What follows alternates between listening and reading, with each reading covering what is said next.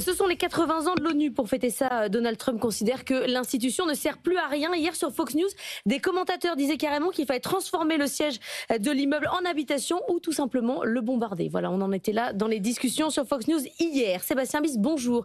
Vous êtes le directeur du Club Déméter, vous êtes chercheur associé à l'IRIS. Alors, vous n'êtes pas aussi virulent que Donald Trump face à l'ONU, mais vous écrivez quand même dans votre note que la gouvernance mondiale va à reculons comme une écrevisse. C'est-à-dire que ça va quand même pas très fort aujourd'hui dans la défense de la gouvernance mondiale. Les attaques de Donald Trump, est-ce qu'elles sont justifiées ? Bon, les attaques sur le bâtiment à New York sont évidemment un peu anecdotiques. On en rit, mais derrière, il y a des enjeux un peu plus structurels. L'enjeu structurel, c'est qu'en effet, l'ONU célèbre ses 80 ans d'existence cette année. Sincèrement, on n'en a pas parlé énormément. ONU 80, l'initiative lancée par le secrétaire général pour célébrer ça, finalement on n'a pas beaucoup parlé. On n'a pas beaucoup parlé parce qu'en fait il y a une triple crise. Il y a une crise sur cette coopération internationale, ce dialogue multilatéral. On voit bien qu'on est loin de ce que l'on pouvait attendre au début de ce siècle. On a une crise parce que certains grands objectifs de l'ONU, maintien de la paix, préservation des équilibres, évidemment dans un monde plus conflictuel aujourd'hui qu'il y a quelques années, ça dissonne. On a une incapacité de l'ONU à être d'ailleurs protagoniste sur certains conflits. Regardons que le cas de l'Ukraine où le secrétaire général est totalement absent et regardons évidemment Gaza où les choses ne s'arrangent pas. Et puis il y a une crise parce que certains objectifs comme ceux du développement, l'agenda 2030 qui avait été fixé, les ODD, 17 grands objectifs, et ben en fait un tiers d'entre eux ne progressent, mais le reste patine, voire régresse. 20% des objectifs sont moins bons aujourd'hui dans leurs indicateurs qu'il y a 10 ans quand on les a lancés.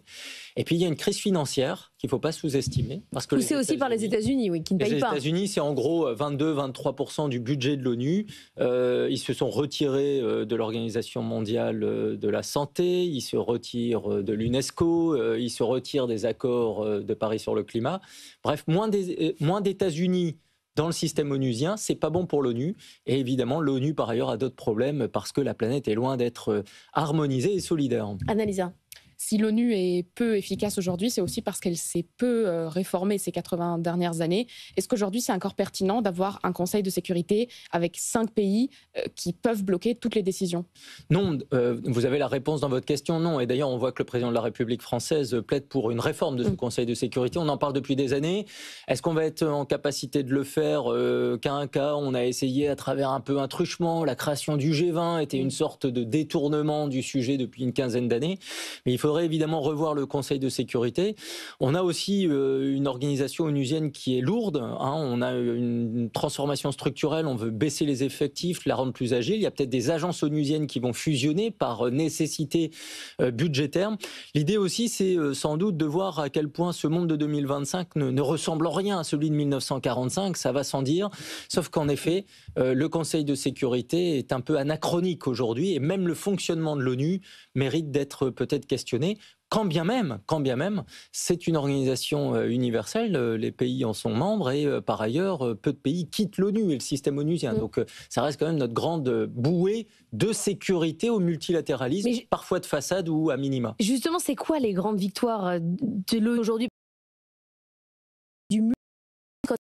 Ça sert à quoi ? L'OMC finalement, alors on vient de parler de Xi Jinping qui lui répond en disant c'est toujours utile, mais qu'est-ce que nous a apporté l'ONU ? Où est-ce qu'il a été utile ces dernières années ? Il ne faut pas sous-estimer à quel point ce dialogue multilatéral fait baisser la température. C'est-à-dire sans l'ONU, est-ce qu'on n'aurait pas plus d'instabilité planétaire ? Bon, premier point. La deuxième chose, c'est qu'en se fixant des grands objectifs, parfois les nations arrivent à progresser au niveau national. Je reviens un instant sur les objectifs de développement durable. Tout n'est pas négatif. On a des choses qui ont progressé. On a plus d'enfants scolarisés. On a du recul sur certaines maladies parce que justement sur la santé, avec l'initiative Une seule santé, on a su mettre en place des dispositifs. On a un recul sur le sida que l'ONU a beaucoup traité ces dernières années. Et on a évidemment des progrès sur le climat. Les objectifs, l'accord de Paris, pareil, 2015, il y a 10 ans, tout n'est pas mauvais. On a des pays qui ont fait des dynamiques intéressantes. Ce qui est intéressant, c'est regarder un peu le bilan des ODD par pays. Et on voit que les pays européens sont les bons élèves de la classe. La France est 5e, par exemple, sur ce qui a été fait depuis 10 ans autour des 17 objectifs de développement durable. Tous les pays sont concernés par ce mécanisme. La France est 5e, les États-Unis 45e. Donc évidemment, par exemple, on a des progrès qui ont été beaucoup plus lents dans certains pays. Ce qui est intéressant, c'est aussi le discours en effet de la Chine. La Chine en miroir de Donald Trump, c'est oui, nous croyons au commerce, oui, nous voulons échanger avec le monde, oui, les interdépendances sont importantes, oui, le dialogue, oui, le climat, oui, les transitions. Et en effet, on a peut-être à se demander en 2025 s'il n'y a pas un peu une inversion des rôles, sachant que la Chine a aussi infiltré le système onusien en mettant évidemment certains à la tête de certaines agences, la FAO par exemple, à Rome, où le directeur général est chinois depuis quelques années, mais surtout au niveau normatif et réglementaire. La Chine fait une poussée sur le réglementaire onusien et essaye de réorienter en fait tout un dispositif international sur des normes, des règles, y compris les droits de l'homme, comment c'est formulé, etc. Version chinoise, et ça c'est une petite bascule. Je rappelle que Antonio Guterres finit son mandat en 2027. Il sera intéressant de savoir qui sera son successeur. Mais à la fin, Sébastien, qu'est-ce qu'on a de mieux en fait que l'ONU ? C'est un peu comme les démocraties, c'est-à-dire c'est le moins pire de tous les systèmes. Ouais. Et l'ONU, évidemment, il ne faut pas la jeter, surtout pas. La question qui est posée aujourd'hui, 80 ans, est-ce que l'espérance de vie de l'ONU est en bonne santé et devant nous, ou au contraire, cette espérance de vie est de moins en moins bonne sur le plan fonctionnement, sur le plan utilité. Et évidemment, quand vous avez des pays dans le monde qui sont dans des démarches très solitaires, et en gros, ce qui est à nous, ce qui est à vous nous appartient, toutes les règles de l'ONU sont bafouées et le droit international fait un grand recul en arrière. Merci beaucoup Sébastien Bizet, venu ce matin dans la matinale de l'économie.